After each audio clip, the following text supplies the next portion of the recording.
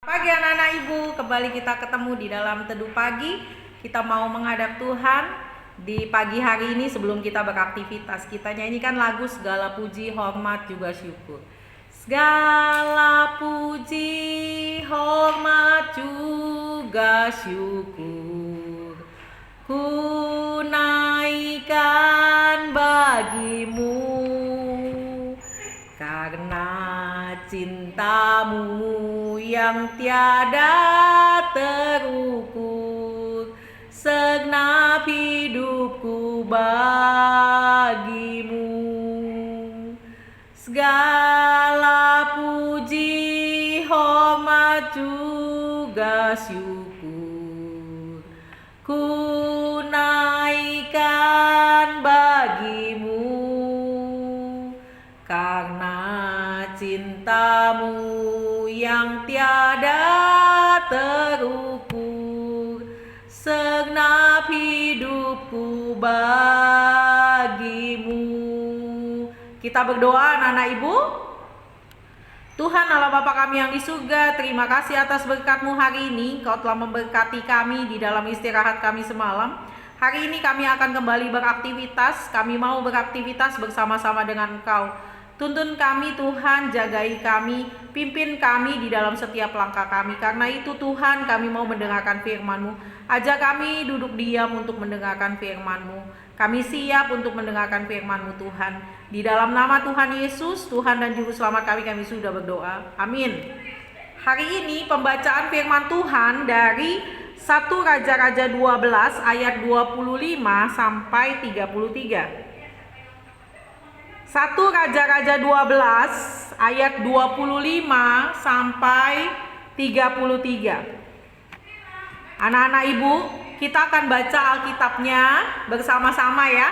Anak-anak baca dari rumah, ibu baca dari sini. Kita sama-sama menghormati hadirat Tuhan. Pembacaan firman Tuhan adalah membaca perkataan Tuhan. Jadi kita harus menghormatinya nak ya. Sama-sama kita baca. Yerobeam memulai ibadah baru.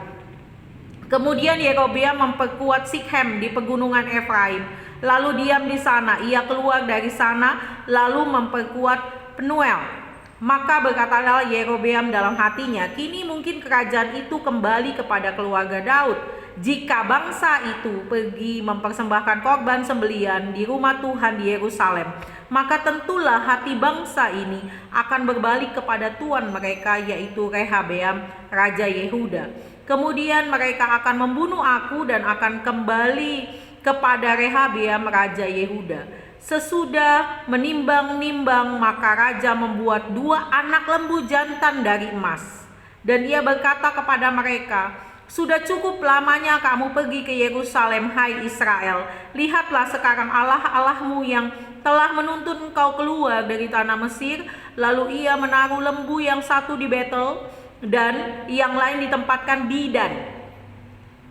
Maka hal itu menyebabkan orang berdosa, sebab rakyat pergi ke Betel menyembah patung yang satu dan ke Dan menyembah patung yang lain.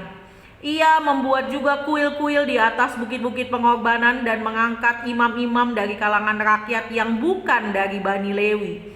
Kemudian Yerusalem menentukan suatu hari raya pada hari yang ke-15 bulan ke-8, sama seperti hari raya yang di Yehuda, dan ia sendiri naik tangga mezbah itu.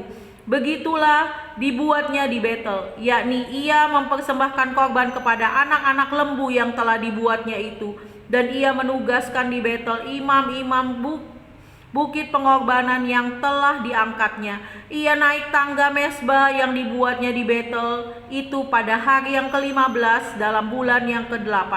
Dalam bulan yang telah direncanakan dalam hatinya sendiri, ia menentukan suatu hari raya bagi orang Israel. Dan ia naik tangga mezbah itu untuk membakar korban. Anak-anak ibu, hari ini kita mau belajar firman Tuhan dari Yerobeam. Siapa itu Yerobeam? Yerobeam adalah raja pertama untuk Israel Utara. Ya, dia raja yang merebut sebagian kerajaan Israel yang seharusnya kerajaan Israel itu utuh besar, 12 suku pada zaman Salomo. Yerobeam sudah mulai memberontak, tetapi kemudian Yerobeam melarikan diri ke Mesir, dan kemudian ketika dia mendengar bahwa Salomo sudah mati, dia balik ke Israel untuk merebut, ya. Dan Tuhan mengizinkan itu, kenapa? Karena hukuman untuk Salomo yang pada akhir hidupnya melupakan Tuhan.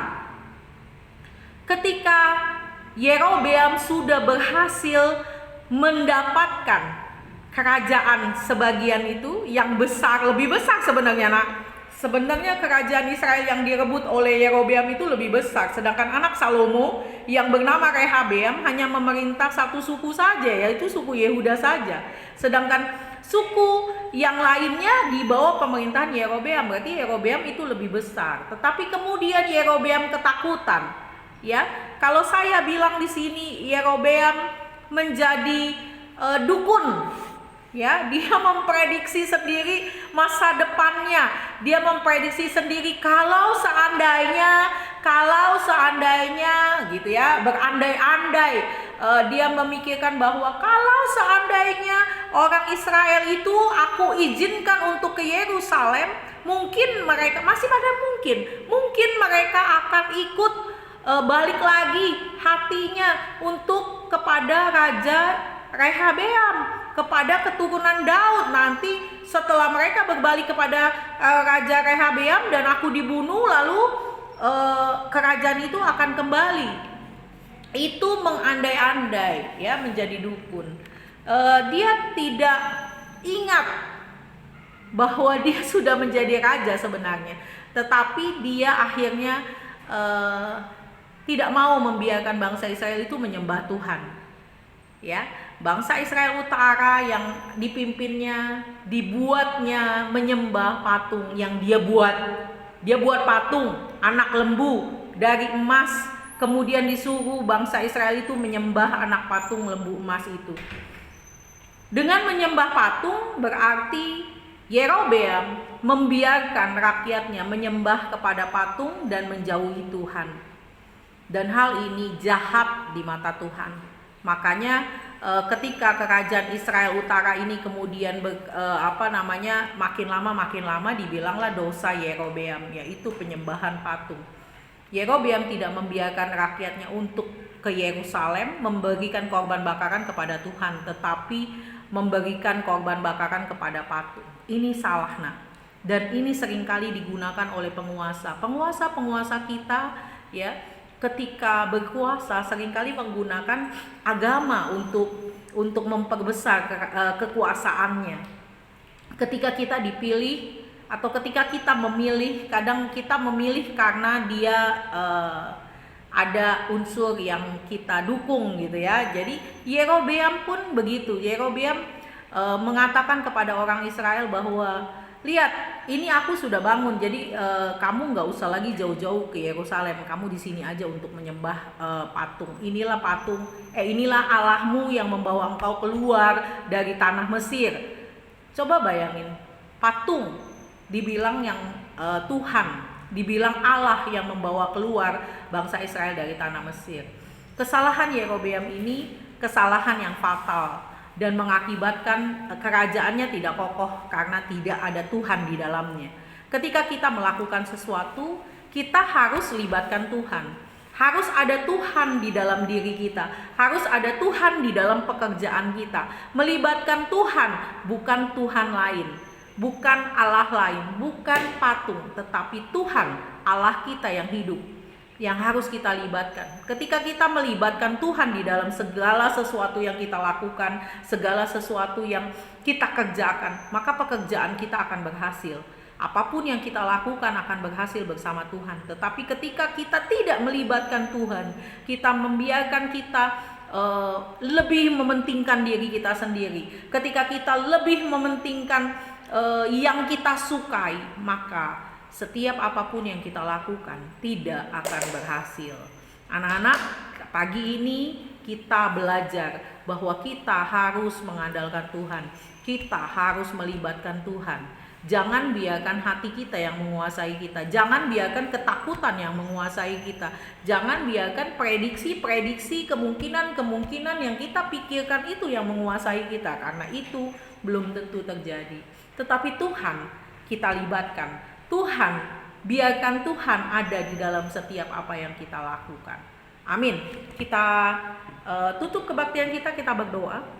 Tuhan Allah Bapa kami yang di surga, terima kasih untuk firman-Mu hari ini. Engkau mengajarkan kami bahwa hanya Engkau satu-satunya yang dapat kami andalkan. Hanya Engkau satu-satunya yang harus kami sembah.